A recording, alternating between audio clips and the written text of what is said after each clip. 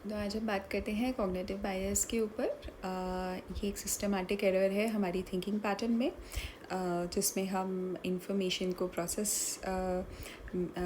करने में एरर करते हैं और उस हिसाब से हम इंटरप्रिटेशन या जजमेंट करते हैं। तो इसमें पहली वैरायटी है कॉन्फर्मेटरी बायस। और कॉन्फर्मेटरी बायस ऐसा बायस होता है जिसमें हम अपने प्री एग्जिस्टिंग बिलीफ सिस्टम जो है, प्री एग्जिस्टिंग जो हमारे नोशंस बने हुए हैं पहले से, उसके बेसिस पे हम हर नई इंफॉर्मेशन को एनालाइज करते हैं और जज करते हैं और उस हिसाब से डिसीजन लेते हैं। और अक्सर जब हम इस तरीके से उस बायस्ड पे बेस्ड डिसीजंस लेते हैं तो वो हमारे डिसीजंस गलत होते हैं, प्लस हमारी एरर्स होती है जजमेंट में। दूसरी चीज़ हमारी से फॉर एग्ज़ाम्पल हमारी लाइफ में बहुत सारे ऐसे इवेंट्स हुए हैं अगर पास्ट में जो बहुत नेगेटिव इन्फ्लुएंस क्रिएट करते हैं हमारी लाइफ में, वो नेगेटिव इन्फ्लुएंस के हिसाब से हम ओवर जनरलाइजेशन करते हैं। यानी हर सिचुएशन या हर इंसान जिससे हम मिलते हैं, हम उससे पुराने पास्ट जो हमारे प्री एग्जिस्टिंग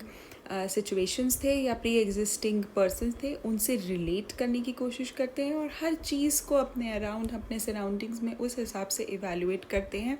जो हमारे अभी हमारे सराउंडिंग्स में है, और इस हिसाब से हमारी थिंकिंग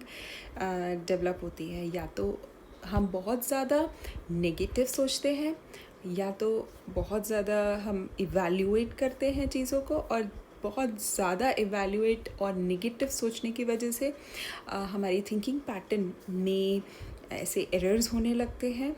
और उन एरर्स की वजह से बहुत सारी बीमारियां जैसे डिप्रेशन, पैरोनिया जिसे हम बोलते हैं,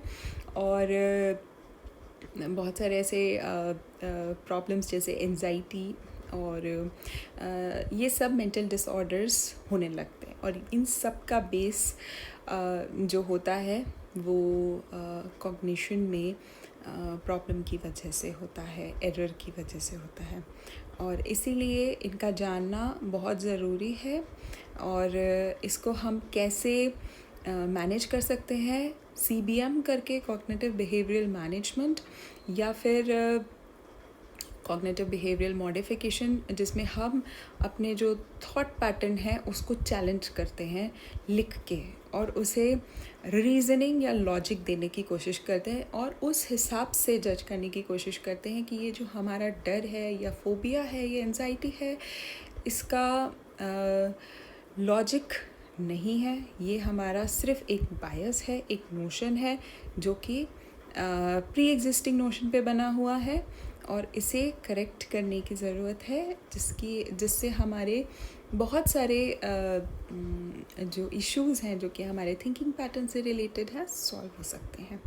अब यहाँ पे आप देख सकते हैं, मैंने एक डायग्राम बनाया हुआ है जिसमें मैंने जिसमें एक पाई चार्ट बनाया हुआ है, और इसमें आप देख सकते हैं कि एक जगह, एक सर्कल में मैंने आर बिलीव्स लिखा हुआ है, और दूसरे सर्कल में हाईलाइटेड एरिया, जो येलो हाईलाइटेड एरिया है, उसमें फैक्ट्स एंड एविडेंसेस लिखा हुआ है। तो जो हमारी रेड एरिया है वो बिलीफ सिस्टम, हमारे पुराने बिलीफ सिस्टम हैं, जो पहले से प्री एग्जिस्टिंग बिलीफ सिस्टम जो हमारे पहले पास्ट में बने हुए हैं अब तक के, और उन बिलीफ सिस्टम को हम इतना स्ट्रॉन्ग मानते हैं, इतना सुपीरियर मानते हैं कि जो हमारे अभी, जो हमें एट प्रेजेंट जो इन्फॉर्मेशन मिल रही है, भले उसके हमें बहुत सारे एविडेंस हैं, हम बहुत सारे फैक्चुअल इन्फॉर्मेशन है जो कि बिल्कुल, जिसको हम डिनाई नहीं कर सकते, जो कि रैशनल भी है, जो कि जिसका लॉजिक बेस्ड इन्फॉर्मेशन है, उसको भी हम इग्नोर करते हैं या गलत ठहराते हैं। उस न्यू इन्फॉर्मेशन को हम टोटली इग्नोर कर देते हैं, और किस चीज़ को हम बिलीव करते हैं या मानते हैं, जो ये अंदर वाला एरिया जो मैंने हाईलाइट किया है, जो इनके दोनों के मर्ज होने से फॉर्म हुआ है, बीच वाला एरिया, जिस पे हम बिलीव करते हैं। क्यों बिलीव करते हैं वो बीच वाले एरिया में? क्योंकि वो हमारे बिलीफ सिस्टम के साथ अलाइन होता है। तो ये होता है कॉन्फर्मेटरी बायस। इस पे जो एक प्रोफेसर थे, उन्होंने एक अपने स्टूडेंट के साथ डिस्कशन किया जिसमें उन्होंने एक सीरीज़ ऑफ नंबर दिया और उसमें सीरीज़ ऑफ नंबर में लिखा 2, 4, 6 और बाकी में डैश लिख दिया ताकि इसके बाद के कौन से नंबर्स हैं सीरीज़ में आएंगे। इस तरीके से उन्होंने ये क्वेश्चन स्टूडेंट्स के सामने फ्रेम किया और उस शीट ऑफ पेपर में उन्होंने पीछे उसी शीट ऑफ पेपर के पीछे उन्होंने इसके आंसर लिखे और रूल जो उस पर बैठता है उस सीरीज़ पे उसको भी उस शीट ऑफ पेपर के पीछे लिखा। तो एक ग्रुप ऑफ स्टूडेंट्स ने जवाब दिया कि इस सीरीज़ में 2, 4, 6 के बाद 8, 10, 12, 14 आया। रीज़न उन्होंने बताया कि हर नेक्स्ट नंबर +2 करके आएगा। तो प्रोफेसर ने वहाँ बोला भले तुम्हारा जो नंबर्स हैं वो इस सीरीज़ में ज़रूर फिट होते हैं बट रूल जो है वो गलत है। सेकेंड ग्रुप ऑफ स्टूडेंट्स ने जवाब दिया -2, -4, -6। वहाँ पे प्रोफेसर ने उन्हें फिर से जवाब दिया कि ये मेरे रूल में फ़िट नहीं होता, ना रूल में फ़िट होता है ना इसके बाद के नंबर्स हैं जो 6 के बाद आते हैं। थर्ड ग्रुप ऑफ स्टूडेंट्स ने बोला 7, 10, 12 और वहाँ पे वो प्रोफेसर ने बोला कि हाँ ये मेरे सीरीज़ में फ़िट होते हैं। और जो रीज़निंग स्टूडेंट्स ने दी वहाँ पे उन्होंने बोला कि जो नेक्स्ट नंबर है वो सिर्फ हायर होना चाहिए अपने प्रीवियस नंबर से। तो यहाँ पे प्रोफेसर ने उन्हें बोला कि हाँ ये मेरे रूल को फ़िट होता है। कहने का मतलब ये है कि हम अपने चीज़ों को देख के हम जैसे हमने नंबर्स को देख के ये जज कर लिया कि हाँ जो नेक्स्ट नंबर होगा वो +2 के हिसाब से होगा, ठीक है। और कई स्टूडेंट्स ने किसी और तरीके से इसे जज किया जहाँ पे उन्होंने नेगेटिव नंबरिंग करके प्रेजेंट किया प्रोफेसर के सामने और कई स्टूडेंट्स ने फिर सिर्फ नंबर्स को हायर ऑर्डर पे प्लेस किया। तो कहने का सेंस ये है कि हम सिर्फ चीज़ों को देख के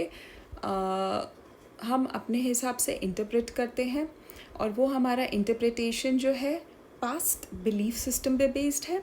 और हम न्यू इन्फॉर्मेशन जो है जो हमें मिलती है एट प्रेजेंट उसका जजमेंट या उस इन्फॉर्मेशन को भी हम टोटली इग्नोर कर देते हैं। क्यों? क्योंकि वो हमारे पास्ट बिलीफ सिस्टम के साथ अलाइन नहीं करती है। यहाँ हम एरर करते हैं क्योंकि वो जो न्यू इन्फॉर्मेशन है वो एविडेंस बेस्ड है, फैक्चुअल बेस्ड है और इस बायस की वजह से हमारी लॉजिकल थिंकिंग नहीं होती और हम एरर करते हैं जजमेंट में। अगर हम इस थॉट पैटर्न को चैलेंज करेंगे, इस थॉट या थिंकिंग को चैलेंज करेंगे, वहाँ हमसे जजमेंट में या डिसीजन में या थिंकिंग में वैसे एरर्स को हम रिमूव कर सकते हैं। और यही एक पहला तरीका है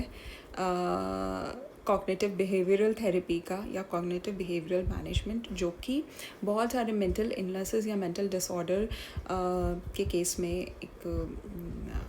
जो साइकोलॉजिस्ट है वो परफॉर्म करता है। तो हम अपने थॉट्स को जब चैलेंज करते हैं तो ये जो बायसेस हैं इनको ईज़िली रिमूव कर सकते हैं